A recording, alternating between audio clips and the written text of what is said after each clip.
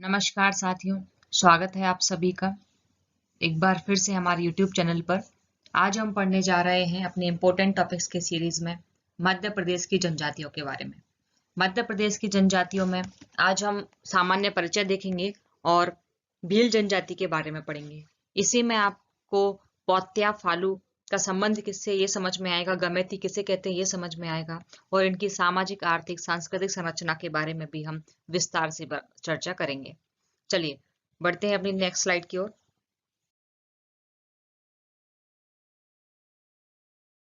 संवैधानिक प्रावधान। मध्य प्रदेश में या भारत में जनजातियों से संबंधित कुछ प्रावधान हैं जिनकी अगर हम बात करें तो सबसे पहले भारतीय संविधान के अनुच्छेद 342 के खंड 1 में जनजातीय समुदाय को शामिल किया गया है। इसमें जितनी भी जातियां सम्मिलित होंगी वह सभी जनजातियां कहलाएंगी, शेड्यूल्ड ट्राइब्स कहलाएंगी और राष्ट्रपति इस जातीय समुदाय को इसमें शामिल कर सकते हैं। जनजातीय समुदाय की परिभाषा आपको अनुच्छेद 366 के खंड 25 में मिलेगी और उसके बाद आर्टिकल 338 का में है ना, ऐसा लिखा है 338 का में अनुसूचित जनजाति आयोग के गठन का प्रावधान है और आर्टिकल 338 में एससी आयोग, अनुसूचित जाति आयोग के गठन का प्रावधान है। ठीक है, नेक्स्ट।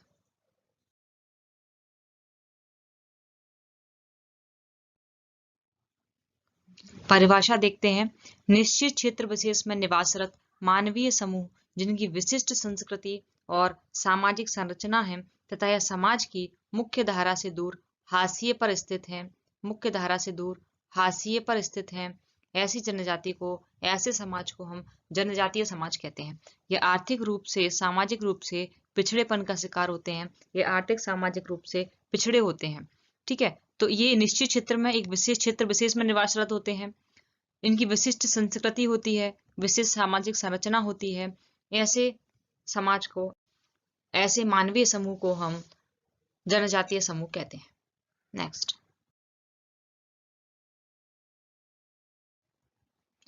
मध्य प्रदेश में 2011 की जनगणना के अनुसार कुल जनसंख्या का 1.53 करोड़ जनसंख्या जनजाति है।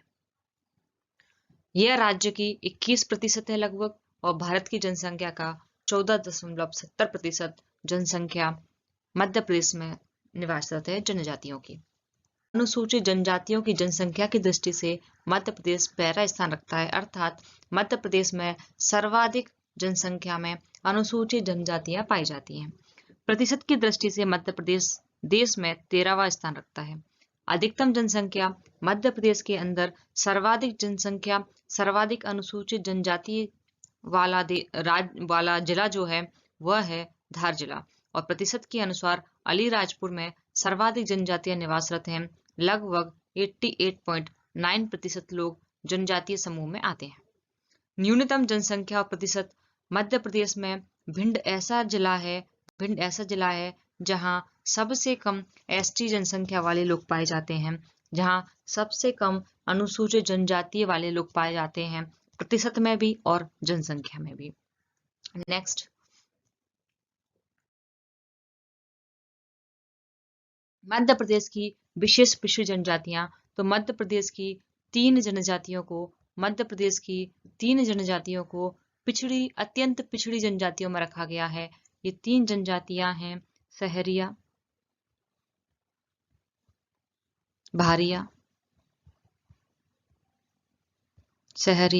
भारिया और बैगा। सहरिया जनजाति मध्य प्रदेश के उत्तर पश्चिम भाग में देखने को मिलती है। इसका संकेंद्रण मध्य प्रदेश के उत्तर पश्चिम भाग में है। ग्वालियर, भिंड, मुरैना, श्योपुर वाले जिले में इनर्जी सर्वाधिक पाई जाती है। भारिया, छिंदवाड़ा और बैतूल जिले में सर्वाधिक संकेंद्रण मिलेगा भारिया जनजाति का। इसमें छिंदवाड़ा के पातालकोट में सर्वाधिक भारिया जनजाति निवास करती है। इन्हें जंगलियों के जंगली कहा जाता है। बैगा जनजाति मध्य प्रदेश के दक्षिण पूर्वी भाग में मिलेगी, सामान्यतः मंडला, बालाघाट, डिंडोरी वाले रीजन में।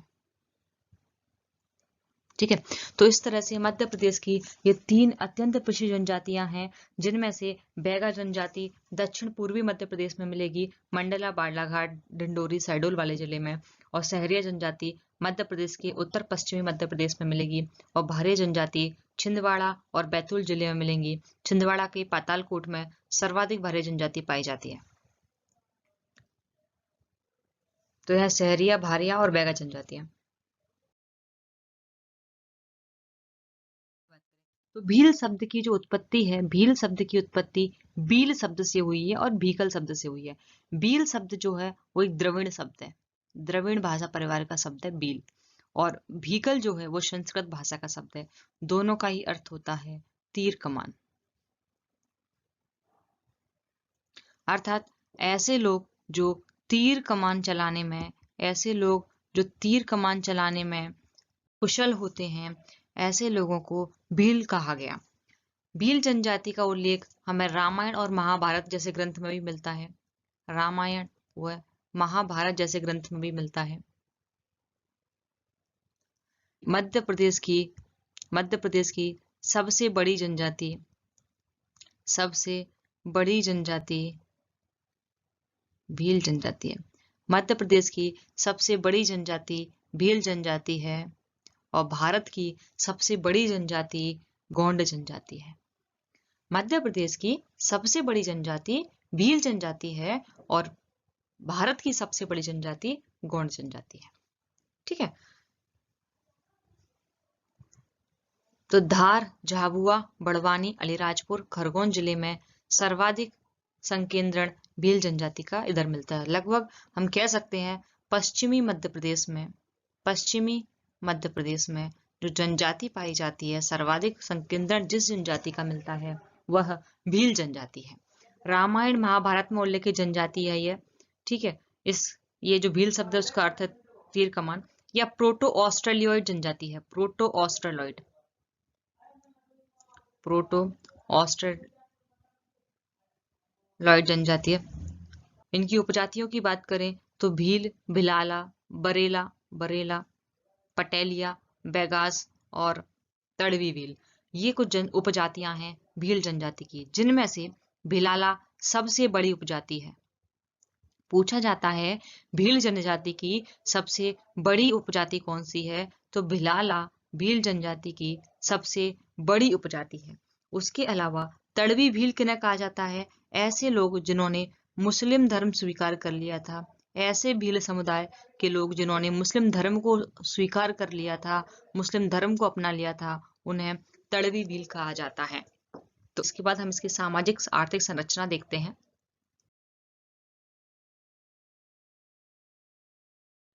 सामाजिक संरचना की बात करें तो भील जनजाति का जो समाज है वह पितृसत्तात्मक समाज है। भील जनजाति का समाज कैसा है? पितृसत्तात्मक है, पुरुष प्रधान समाज है। इसके मुखिया को गमैती कहा जाता है। भील जनजाति के मुखिया को गमैती कहा जाता है। इनकी जो भाषा है वह भीली है, भीली इनकी भाषा है। वेशभूषा, इसमें पुरुष रंगीन वस्त्र पहनते हैं, लंगोटी पहनते हैं, कमीज पहनते हैं, शर्ट जिसे हम कह सकते हैं, और पगड़ी बांधते हैं। महिलाएं रंगीन लुंगड़े और ब्लाउज पहनती हैं। लहंगा टाइप का होता है रंगीन लुंगड़े, जिसे हम लहंगा जैसा कह सकते हैं, और ब्लाउज पहनती हैं। आभूषण शरीर पर ये गूंदने गुदवाती हैं। कुछ चांदी, मिश्र धातु और लोहे के आभूषण पहनती हैं। पोत्या क्या है? सिर पर बांधा जाने वाला सफेद साफा। जैसे अभी रेड साफा बांधे हुए हैं, यहीं पर जब सफेद साफा बांधा जाता है उसे क्या कहा जाता है? पोत्या कहा जाता है। फालू क्या है? कमर में बांधा जाने वाला अंगूछा। यपाड़ा, पुरुष द्वारा कमर से घुटनों तक पहना जाने वाली तंग धोती। इस तरह की जो धोती पहने हुए हैं इस धोती को क्या कहा जाता है? टेपाड़ा कहा जाता है। सिंदूरी, लाल साड़ी जो पहनी जाती है महिलाओं के द्वारा, उन्हें सिंदूरी कहा जाता है। प्रिया, दुल्हन के द्वारा जो पीले रंग का लहंगा पहना जाता है उसे प्रिया कहा जाता है। इनका जो प्रिय भोजन है वह ताड़ी, ज्वार और मक्के की राबड़ी। इनका निवास स्थल फाल्या कहलाता है। उनके घर को कू कहा जाता है।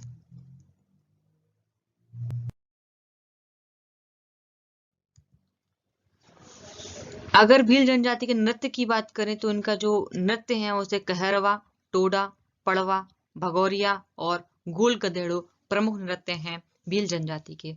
इनके विवाह गंधर्व विवाह, सेवा विवाह प्रचलित है। तो सेवा विवाह में क्या होता है, वधु को का जो मूल्य है वो चुकाना पड़ता है। सेवा विवाह में लड़की को या अथवा इसे हम कह सकते हैं वधु का जो मूल्य है वो चुकाना पड़ता है, लड़की वालों को कुछ पैसे देने पड़ते हैं, यही सेवा विवाह कहलाता है। धार्मिक स्थिति कैसी है, अर्थात इनके देवता बगेरा देव और राजपंथा प्रमुख देवता हैं, जिसमें से राजपंथा इनके सबसे शक्तिशाली देवता है, सबसे शक्तिशाली देवता है राजपंथा। इनके कुल देवता को टोटम देव कहा जाता है, इनके कुल देवता को टोटम देव कहा जाता है। यह जो कृषि करते हैं उसे चिमाता, दाहिया या दजिया कहा जाता है। यह एक प्रकार की झूम खेती है। पूछा जाता है चिमाता क्या है, तो यह एक झूम खेती का प्रकार है जो भील जनजाति के द्वारा की जाती है। ठीक है, इसी को दाहिया भी कहते हैं, इसी को दजिया भी कहते हैं। तो इनमें से तीनों में से कुछ भी आ जाए, तीनों ही झूम खेती से संबंधित कृषि है जो भील जनजाति के द्वारा की जाती है।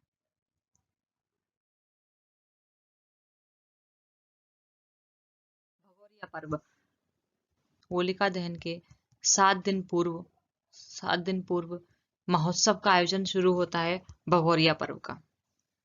झाबुआ अलीराजपुर में सर्वाधिक देखने को मिलेगा। होलिका दहन के 7 दिन पूर्व भगोरिया पर्व उत्सव का शुरुआत होता है और यह 3 भागों में चलता है। पहले 2 दिन को कहा जाता है भगोरिया,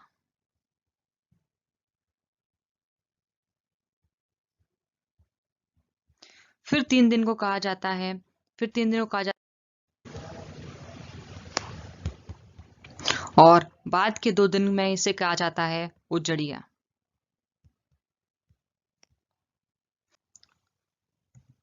तो होलिका दहन के 7 दिन पूर्व यह शुरू होता है भगोरिया। पहले 2 दिन को भगोरिया पर्व कहा जाता है, अगले 3 दिन को गोल गधेड़ो कहा जाता है और लास्ट के 2 दिन को उजड़िया पर्व कहा जाता है।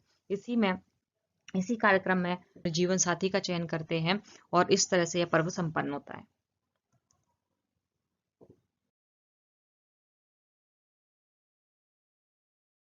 भीलों का गांधी बाबा बालेश्वर दयाल को कहा जाता है। भीलों का गांधी कहते हैं बाबा बालेश्वर को। ये जो आप देख रहे हैं यह है श्रीमती भूरीबाई, पिथौरा चित्रकला की प्रमुख कलाकार है। इन्हें हाल ही में पद्मश्री से सम्मानित किया गया था। इन्हें हाल ही में माननीय राष्ट्रपति जी द्वारा पद्मश्री से सम्मानित किया गया था। ये है पिथौरा चित्रकला। इसी में प्राकृतिक चित्रों का अंकन किया जाता है। पिथौरा क्या है, यह भील चित्रकला है जो दीवारों पर की जाती है, ठीक है। पिथौरा एक चित्रकला है जो भील जनजाति के घर की दीवारों पर बनाई जाती है। मध्य प्रदेश के पिथौरा क्षेत्र में इस कला का उद्गम स्थल माना जाता है, इसीलिए इसका नाम पिथौरा पड़ा। भूरीबाई भारत भवन में पेंटिंग करने का काम इन्होंने किया। 2021 में इन्हें पद्मश्री से सम्मानित किया गया। इसके अलावा मध्य प्रदेश के द्वारा शिखर सम्मान और अहिल्या सम्मान दिया गया है।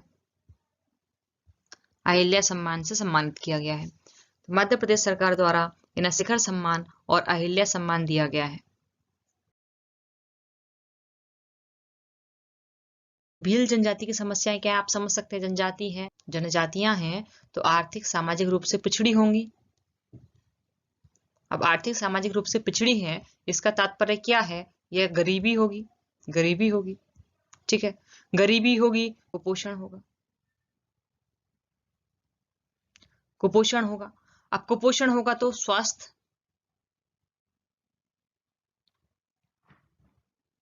की समस्या होंगी, स्वास्थ्य संबंधी समस्याएं होंगी, ठीक है। और साथ ही साथ क्या है, अशिक्षा है कि गरीबी है तो शिक्षा, गरीबी और शिक्षा साथ साथ चलते हैं, ठीक है। गरीबी होगी तो अशिक्षा भी होगी, और जब अशिक्षा होगी तो इस स्वास्थ्य के संबंध में क्या करेंगे, डॉक्टर के पास ना जाके झाड़ फूक से इलाज करवाएंगे।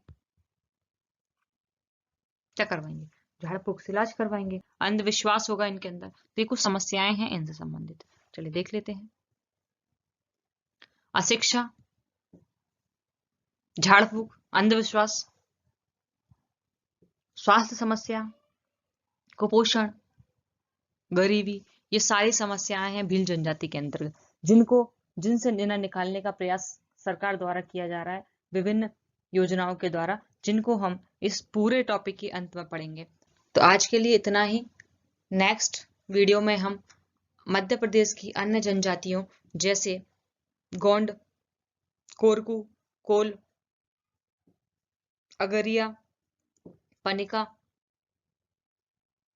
सहरिया, भारिया और बैगा जनजाति के बारे में विस्तार से पढ़ेंगे। तब तक के लिए थैंक यू सो मच।